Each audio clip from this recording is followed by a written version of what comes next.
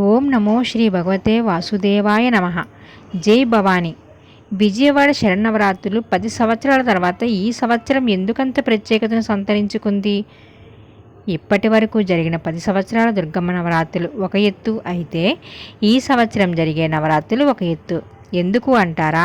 ఈ సంవత్సరం సెప్టెంబర్ 22 నుండి అక్టోబర్ 2 వరకు జరుగుతున్నాయి. ప్రతి ఏటా అమ్మవారు 9 అలంకారాలతో పాటు చివరిగా రాజరాజేశ్వరి దేవి అవతారంలో కలిపి 10 అవతారాలు ఉండేవి. అయితే ఈ సంవత్సరం 10 అవతారాలతో పాటు 11వ అవతారమైన కాత్యాయని దేవి రూపంలో అమ్మవారు భక్తులకు దర్శనం ఇవ్వనున్నారు.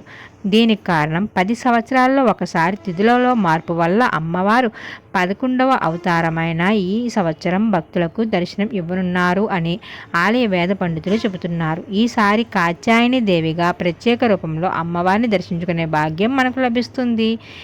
10 సంవత్సరాలకు ఒకసారి మాత్రమే ఈ విధంగా ప్రత్యేక అవతారం ఉంటుంది. అది కూడా సెప్టెంబర్ 25న దుర్గమ్మ కాత్యాయని దేవి రూపంలో దర్శనం ఇవ్వనున్నారు. మరి ఇటువంటి అవకాశం మరలా 10 సంవత్సరాల తర్వాత లభిస్తుంది.